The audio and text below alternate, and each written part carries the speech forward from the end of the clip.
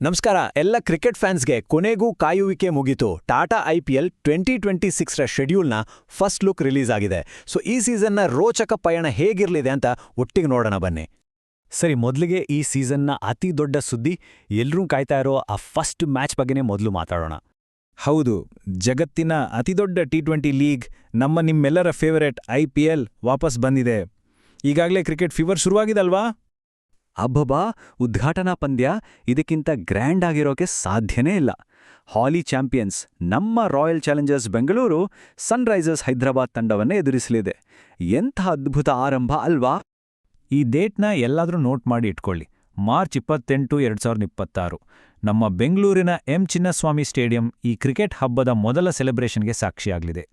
ಹಾಗಾದ್ರೆ ಈ ಅನೌನ್ಸ್ ಆಗಿರೋ ಮೊದಲ ಹಂತದ ವೇಳಾಪಟ್ಟಿಯಲ್ಲಿ ಏನೆಲ್ಲ ಇದೆ ಅಂತ ಸ್ವಲ್ಪ ಡೀಟೇಲ್ ಆಗಿ ನೋಡೋಣ ಬನ್ನಿ.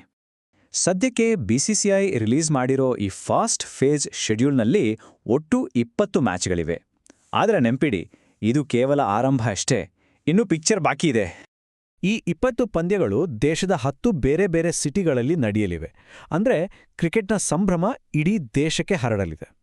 ಅಷ್ಟೇ ಅಲ್ಲ, ಈ ಶಾರ್ಟ್ ಪೀರಿಯಡ್ನಲ್ಲೇ 4 ಡಬಲ್ ಹೆಡರ್ಗಳನ್ನು ಕೂಡ ಇಟ್ಟಿದ್ದಾರೆ. ಅಂದ್ರೆ ಒಂದೇ ದಿನದಲ್ಲಿ 2 ಮ್ಯಾಚ್ಗಳ ಮಜಾ. ವೀಕೆಂಡ್ಸ್ಗೆ ಇದಕ್ಕಿಂತ ಒಳ್ಳೆ ಟ್ರೀಟ್ ಬೇಕಾ? ಸಿಂಪಲ್ ಆಗಿ ಹೇಳೋದಾದರೆ ಈ ಮೊದಲ ಹಂತ ಮಾರ್ಚ್ 28ಕ್ಕೆ ಶುರುವಾಗಿ ಏಪ್ರಿಲ್ 12ಕ್ಕೆ ಮುಗಿಯುತ್ತೆ. ಕ್ರಿಕೆಟ್ ಪ್ರೇಮಿಗಳಿಗೆ ಇದೊಂದು ಹಬ್ಬದ ಸಮಯ ಅಂತಾನೇ ಹೇಳ್ಬೋದು. ಈ ಸೀಸನ್ನ ಒಂದು ಇಂಟ್ರೆಸ್ಟಿಂಗ್ ವಿಷಯ ಅಂದ್ರೆ ಕೆಲವು ತಂಡಗಳಿಗೆ 2 ಹೋಮ್ ಗ್ರೌಂಡ್ಗಳಿವೆ. ಉದಾಹರಣೆಗೆ ನಮ್ಮ RCB ಬೆಂಗಳೂರು ಜೊತೆಗೆ ರಾಯ್ಪುರ್ನಲ್ಲೂ ತಮ್ಮ ಹೋಮ್ ಮ್ಯಾಚ್ಗಳನ್ನ ಆಡ್ಲಿದೆ. ಇದು ಗೇಮ್ ಮೇಲೆ ಹೇಗೆ ಪರಿಣಾಮ ಬೀರ್ಬೋದು ಅಂತ ಕಾದ್ ನೋಡ್ಬೇಕು. ಓಕೆ, ಇಷ್ಟೆಲ್ಲ ನೋಡಿದ್ಮೇಲೆ ಒಂದು ದೊಡ್ಡ ಪ್ರಶ್ನೆ ಮೂಡುತ್ತೆ. ಅದೇನು ಅಂತ ನೋಡೋಣ. ಯಾಕೆ ಪೂರ್ತಿ ಶೆಡ್ಯೂಲ್ ಅನೌನ್ಸ್ ಮಾಡಿಲ್ಲ? ಬರೀ 20 ಮ್ಯಾಚ್ಗಳನ್ನ ಮಾತ್ರ ಯಾಕೆ ಪ್ರಕಟಿಸಲಾಗಿದೆ? ಇದರ ಹಿಂದೆ ಏನಾದರೂ ಕಾರಣ ಇದೆಯಾ? ಹೌದು, ಕಾರಣ ಇದೆ.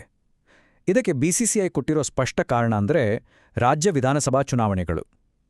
ಎಲೆಕ್ಷನ್ ಡೇಟ್ಸ್ ಒಂದ್ಸಾರಿ ಫೈನಲ್ ಆದ್ಮೇಲೆ ಪೂರ್ತಿ ಶೆಡ್ಯೂಲ್ನ ರಿಲೀಸ್ ಮಾಡ್ತಾರೆ.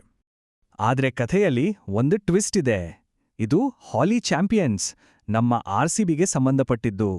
ಹೌದು, ಉದ್ಘಾಟನಾ ಪಂದ್ಯದ ಆತಿಥ್ಯ ವಹಿಸಲಿರುವ ಬೆಂಗಳೂರಿನ ಬಗ್ಗೆನೇ ಒಂದು ದೊಡ್ಡ ಅನಿಶ್ಚಿತತೆ ಇದೆ. ಇದೇನಿದು ಅಂತೀರಾ? BCCI ಅವರೇ ಅಧಿಕೃತವಾಗಿ ಹೇಳಿರೋ ಹಾಗೆ ಬೆಂಗಳೂರಿನಲ್ಲಿ ಮ್ಯಾಚ್ ನಡಿಬೇಕಂದ್ರೆ ಮೊದಲು ಕರ್ನಾಟಕ ಸರ್ಕಾರ ರಚಿಸಿರೋ ತಜ್ಞರ ಸಮಿತಿಯಿಂದ ಕ್ಲಿಯರೆನ್ಸ್ ಸಿಕ್ಲೇಬೇಕು. ಸೊ ಇದರ ಅರ್ಥ ಏನು ಅಂದ್ರೆ ಮಾರ್ಚ್ 13ನೇ ತಾರೀಕು ಈ ಎಕ್ಸ್ಪರ್ಟ್ ಕಮಿಟಿ ಸ್ಟೇಡಿಯಂಗೆ ಬಂದು ಎಲ್ಲಾ ವ್ಯವಸ್ಥೆಗಳನ್ನ ಪರಿಶೀಲನೆ ಮಾಡುತ್ತೆ. ಆಮೇಲೇನೆ ಬೆಂಗಳೂರಿನ ಭವಿಷ್ಯ ನಿರ್ಧಾರ ಆಗೋದು. ಹಾಗಾದ್ರೆ ಹೋಲಿ ಚಾಂಪಿಯನ್ಸ್ ತಮ್ಮ ಟೈಟಲ್ನ ತವರು ನೆಲದಲ್ಲೇ ಉಳಿಸ್ಕೊಳ್ಳೋಕೆ ಶುರು ಮಾಡ್ತಾರಾ? ಅಥವಾ ಕತೆಯಲ್ಲಿ ಏನಾದರೂ ಅನಿರೀಕ್ಷಿತ ತಿರುವು ಕಾದಿದ್ಯಾ? ಉತ್ತರಕ್ಕಾಗಿ ನಾವೆಲ್ಲರೂ ಕಾಯಲೇಬೇಕು. IPLನ ಎಲ್ಲ ಲೇಟೆಸ್ಟ್ ಅಪ್ಡೇಟ್ಗಳಿಗಾಗಿ ನಮ್ಮೊಂದಿಗೆ ಇರಿ.